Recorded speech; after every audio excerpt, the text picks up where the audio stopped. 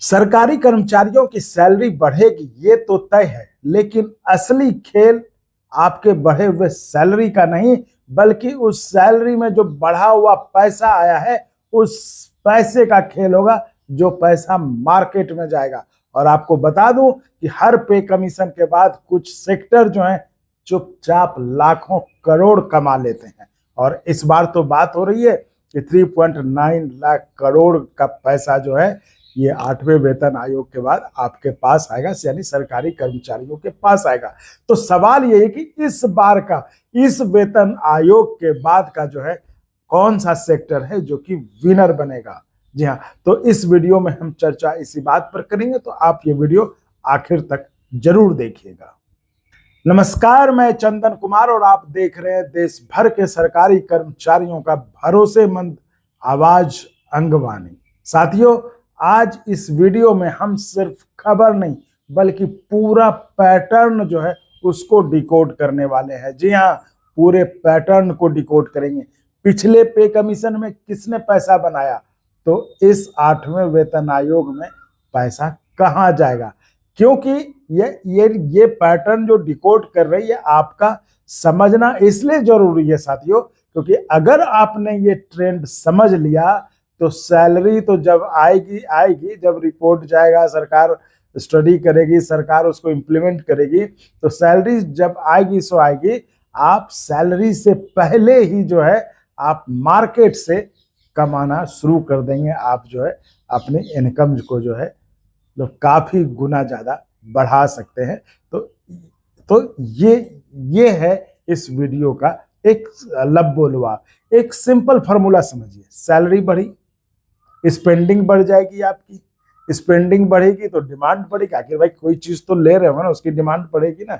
और जहां डिमांड बढ़ता है साथियों, पैसा वहीं बनता है, ये तो आपको पता ही होगा। इसलिए हर पे कमीशन जो है मार्केट के लिए एक अपॉर्चुनिटी होता है, और आपको लिए भी ये एक अपॉर्चुनिटी है कि अगर आप इस ट्रेंड को समझ जाए तो उसी मार्केट से आपका जो सैलरी बढ़ेगा वो तो बढ़ेगा ही बढ़ेगा, लेकिन उससे कई गुना ज्यादा आप जो है मुनाफा कमा सकते हैं, फायदे में आप रह सकते हैं। आइए अब हम आपको थोड़ा हिस्ट्री में ले चलते हैं, क्योंकि देखिए, क्योंकि ये पता है सबको कि मार्केट जो है ना हिस्ट्री को रिपीट करता है। चलिए 1997 जब 5वां वेतन आयोग आया था, उस समय मिनिमम सैलरी आपकी 2550 यानी कि 2550 रुपए उस 5वें वेतन आयोग में, यानी जो कि 97 से लागू हुआ, उसमें यह किया गया कि एक सरकारी कर्मचारी की जो मिनिमम सैलरी है वो 2550 रुपए का। आज ना आप 1,69,000 और 1 लाख क्या क्या जोड़ रहे हैं। सोचिए आप 5वें वेतन आयोग में जब 1997 में उस वेतन आयोग में जो मिनिमम सैलरी थी वो 2550 यानी 2550 रुपए थी। उसमें कार एक सपना हुआ करता था। इतने पैसे में कहां से कार आएगा, है ना। लेकिन अचानक क्या हुआ, मोटरसाइकिल सेल्स जो मोटरसाइकिल का जो बिक्री है वो 10 लाख से 20 लाख हो गया।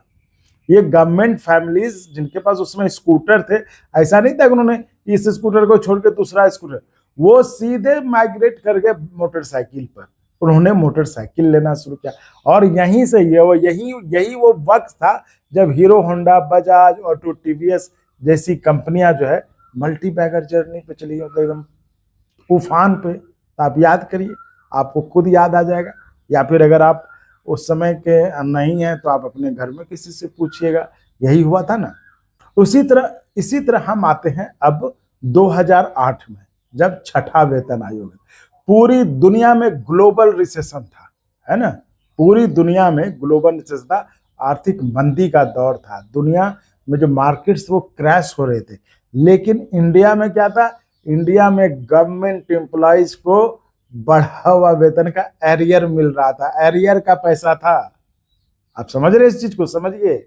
जब पूरी दुनिया में मार्केट धराशायी हो चुकी थी, पूरा दुनिया जो आर्थिक मंदी की चपेट में था, लेकिन भारत में जो सरकारी कर्मचारी थे उनके पास उस समय 6ठे वेतन आयोग का एरियर का पैसा मिला था। वो सारा रिजल्ट क्या हुआ, मारुति की सेल्स एक्सप्लोड कर गई, मारुति खूब बिक्री हुई, और उसमें जो सरकारी कर्मचारी का शेयर होता था पूरे देश में, जो मार्केट जो मारुति की कारें बिकती थी तो उसमें जो सरकारी कर्मचारी का शेयर 4% हुआ करता था, वो इस छठे वेतन आयोग के बाद जब एरियर वरियर पैसा वैसा आया तब 2008 में आप समझिए वो जो है 17% हो गया।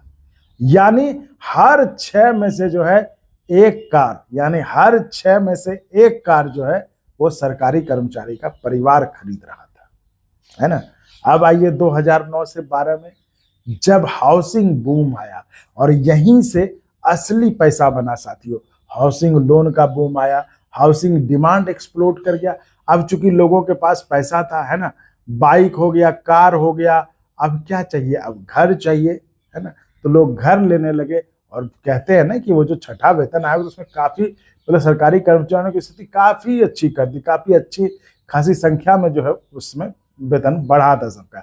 तो जब हाउसिंग अब आया कि भाई गाड़ी हो गया है ना, गाड़ी बाइक हो गया, कार हो गया, तो अब तो बंगला ही चाहिए ना। तो उस समय 2009 से 12 में जो है हाउसिंग बूम आया और यहीं से असली पैसा जो है बना। होम लोन बूम हुआ, हाउसिंग डिमांड एक्सप्लोड हो गया, इतना डिमांड हुआ कि हो गया। HDFC उस समय था जो कि होम लोन देता था, उसका एकदम ऑलमोस्ट डबल हो गया। इसमें 2008 का जो है जो एरियर का पैसा मिला था 2008 में, वो आपके फ्लैट के लिए जो है डाउन पेमेंट का काम किया। जी हाँ, और विनर कौन हुआ इन सब का, इनका विनर हुआ यानी कि वो हुआ बैंक्स और हाउसिंग फाइनेंस कंपनीज, है ना। फिर चलते हैं 2016, यानी कि आज हम जो भी चल रहा है वेतन आयोग, हालांकि भी खत्म हो चुका है लेकिन अब तो 8वें का, लेकिन अभी 7वें को ही हम मान के चल रहे। तो 2016 में आया 7वां वेतन आयोग। इस बार साइलेंट रिवॉल्यूशन हुआ दोस्तों, एकदम चुपचाप। आप क्योंकि देखिए कार पहले, बाइक पहले ही हो गया, कार हो ही गया, घर हो ही गया, तो अब क्या करेगा, तो अब इस बार जो है साइलेंट रिवॉल्यूशन हुआ। SIP का कल्चर, मतलब लोग जो है निवेश के बारे में सोचने लगे, पैसा बनाना सोचने लगे। जिस तरह से कि आप कहते हैं ना कि SIP उसी समय बूम पे आया, उसी समय शुरू हुआ, म्यूचुअल फंड्स वगैरह। तो SIP जो कल्चर शुरू हुआ उसमें 2016 में जो पूरे देश में 3,122 करोड़ था प्रति महीने SIP था, वही 2026 में 31,000 करोड़ पर मंथ हो गया। आप समझ रहे हैं, ये देखिए अभी कितना ये बढ़ गया।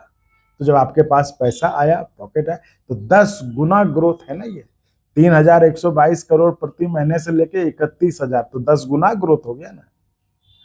तो लोग प्रॉपर्टी से हटकर अब जो है स्टॉक मार्केट हो करेंगे। बाइक हो गया, कार हो गया, घर हो गया, तो अब क्या करेंगे, अब जो है लोग स्टॉक मार्केट में आ गए। तो ये आपने देखा, तो इस 7वें पे कमीशन का जो विनर हुआ वो स्टॉक मार्केट हुआ। यानी कुल मिलाकर जो आपका ये कि इसका जो पंच लाइन हुआ, जो क्रक्स हुआ, ये हुआ कि यानी कि हर पे कमीशन के बाद एक नया मार्केट जो है ट्रेंड बनाता है ना, एक नया मार्केट ट्रेंड बनता है। तो अब वही सवाल उठता है कि अब इस 8वें वेतन आयोग में अगला ट्रेंड क्या होगा, अब सवाल यही है।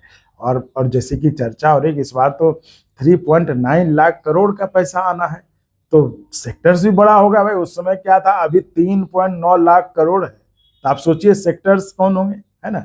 तो जो टॉप कंटेंडर्स हैं इस बार, जो ये सेक्टर्स हैं वो मुनाफा कमा सकते हैं। रियल एस्टेट टॉप कंटेंडर है, क्योंकि सैलरी बढ़ेगी, आपके लोन लेने की क्षमता बढ़ेगी, तो आप जो है डिमांड बढ़ेगी, तो प्राइसेस भी बढ़ेंगे, है ना। तो सबसे बड़ा फायदा हमको जो है रियल एस्टेट में ही दिख रहा है।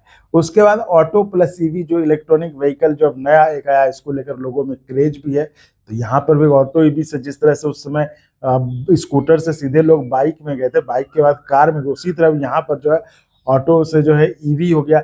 इसमें बाइक, कार, SUV से अब जो है ईवी में जाएंगे, इलेक्ट्रॉनिक व्हीकल में ना। तो इस बार ईवी का जो है बूम जो है वो ऐड होगा, यानी कि ये जो है आपका डबल अपॉर्चुनिटी होगा आपका, है ना।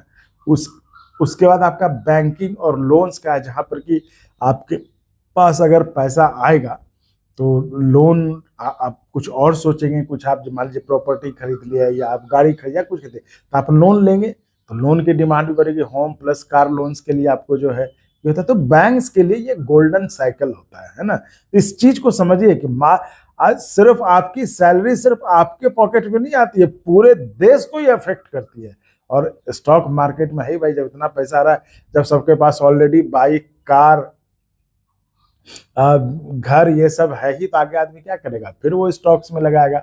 एसआईपी ऑलरेडी हाई है, तो फिर जो है वो नया पैसा आएगा, तो रिटेल इन्वेस्टर्स की जो है पावर और बढ़ेगी, वो और लगाएगा।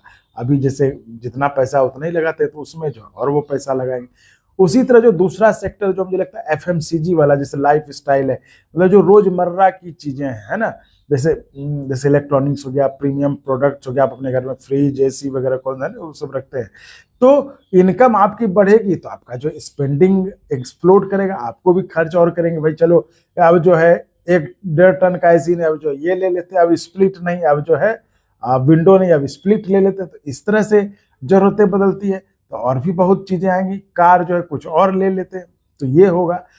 अब जो है लेकिन इन सब के बीच ये तो होगा, लेकिन ये सारे जो 4-5 सेक्टर्स हमने बताए, लेकिन अब ऐसा तो है नहीं कि हर सेक्टर विनर हो जाएगा, है ना। ये लग रहा है कि ये जो है टॉप कंटेंडर्स हैं, टॉप सेक्टर्स हैं जो कि इसका फायदा उठाएंगे, लेकिन इसका मतलब ये तो नहीं कि सारे सेक्टर्स जो है इसमें विनर हो जाएंगे। तो हर सेक्टर विनर नहीं होगा, इस बात का ध्यान रखिए। टाइमिंग बहुत जरूरी होगा इसमें। इन्फ्लेशन भी बढ़ सकता है, प्राइसेस ऊपर भी जा सकते हैं, इसलिए इस समय जो है स्मार्ट डिसीजन बहुत जरूरी होता है ना। तो साथियों, अब तक जो है आप सिर्फ सैलरी का इंतजार करते थे कि सैलरी आ जाए, लेकिन अब समय है सैलरी से आगे सोचने का।